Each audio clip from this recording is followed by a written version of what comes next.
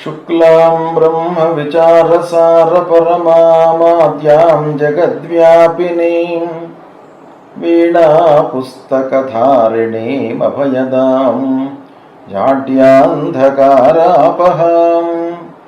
हस्ते स्फाटिकमालिकां विदधतीं पद्मासने संस्थितां वन्दे तां परमेश्वरीं भगवतीं बुद्धिप्रदां शारदां। श्री महागणाधिपतये नमः। श्री महासरस्वत्यै नमः। శ్రీ గురుభ్యో నమః. 2024వ సంవత్సరంలో విద్యార్థులకు ఎలాంటి ఫలితాలు ఉండబోతున్నాయి, అన్ని రాశులలో జన్మించినటువంటి వారికి ఈ సంవత్సరము ఎలా ఉంటుంది అనేటువంటి విషయం గురించి మీకు తెలియజేస్తాను. ముందుగా మేషరాశిలో జన్మించినటువంటి విద్యార్థులకు ఎలా ఉంటుంది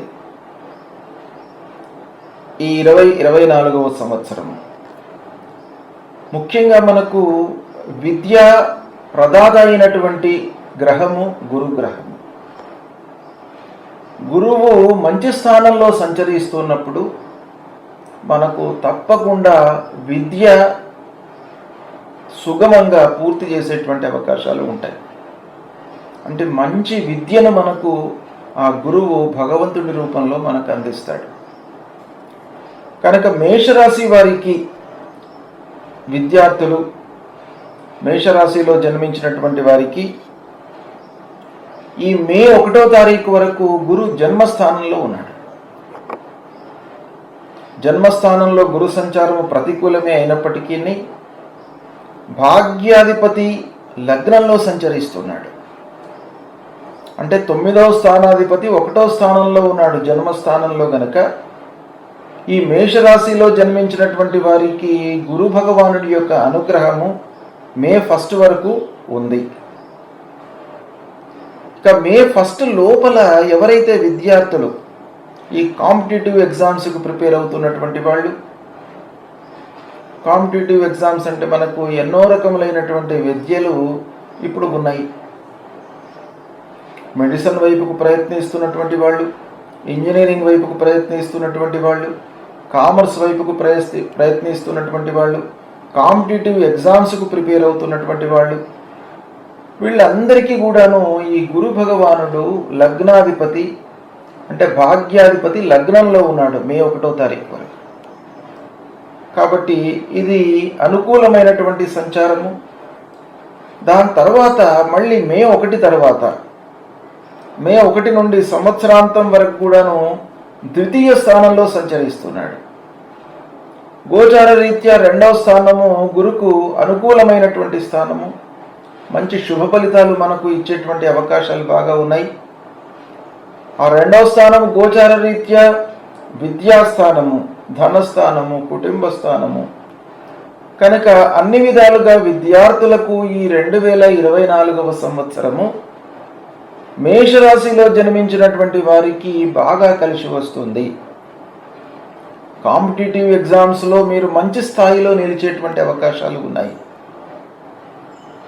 ఇక ఇంజనీరింగ్ సైడ్ ప్రయత్నం చేస్తున్నటువంటి వారికి, మెడిసిన్ వైపుకు ప్రయత్నం చేస్తున్నటువంటి వారికి, తర్వాత ఐఏఎస్, ఐపీఎస్ ఇలాంటి కాంపిటేటివ్ ఎగ్జామ్స్ ప్రయత్నాలలో ఉన్నటువంటి వారికి కూడాను బాగా కలిసి వస్తుంది. దానికి తోడు ఏకాదశ స్థానంలో ముఖ్యంగా శని భగవానుడు సంచరిస్తున్నాడు. ఇది మనకు ఆర్థికపరమైనటువంటి సపోర్టింగ్ అనేటువంటిది బాగా ఉంది. అంటే మీ చదువుకు ఆర్థికపరమైనటువంటి ఈ చేయూత అనేటువంటిది కూడాను ఈ సంవత్సరం మీకు బాగా అనుకూలిస్తుంది. ఓవరాల్గా మనం చూసినట్టయితే విద్యార్థులకు ఈ 2024వ సంవత్సరము మేషరాశిలో జన్మించినటువంటి వారికి బాగా ఉంటుంది. ఒకటేంటంటే ద్వాదశ స్థానంలో రాహువు సంచరిస్తున్నాడు. దాని మూలకంగా కొంత చంచలంగా మనస్సు అటు ఇటువైపుకు వెళ్ళేటువంటి అవకాశాలు ఉన్నాయి.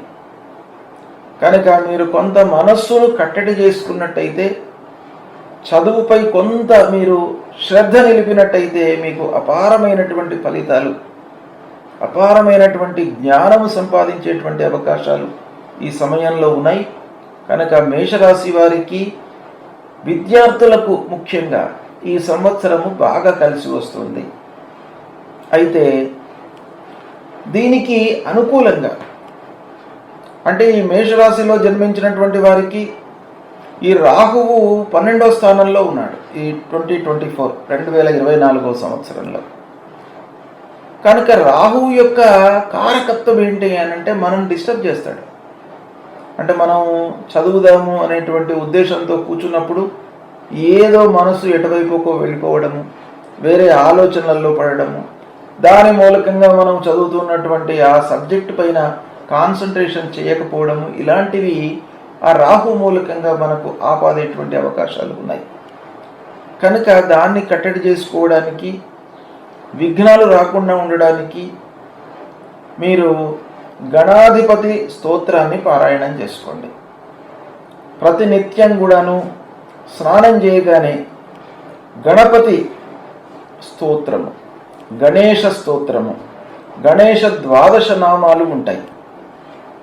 అది మీరు ప్రతినిత్యం కూడాను స్నానం చేసిన తర్వాత మీరు చేసుకున్నట్టయితే మీకు విఘ్నాలు రాకుండా ఉంటాయి, చదువు నిరాటంకంగా అవుతుంది, మంచి సంస్థలలో మీరు ప్రవేశము పొందేటువంటి అవకాశాలు ఉంటాయి.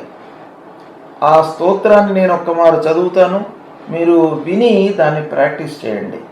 ప్రతినిత్యం కూడాను విద్యార్థులు ఇది చదువుకున్నట్టయితే మీకు తప్పకుండా మంచి జరుగుతుంది. గణేష స్తోత్రం. ప్రణమ్య శిరసాదేవం గౌరీపుత్రం వినాయకం భక్తావాసం స్మరేన్నిత్యం ఆయుః కామార్థ సిద్ధయే.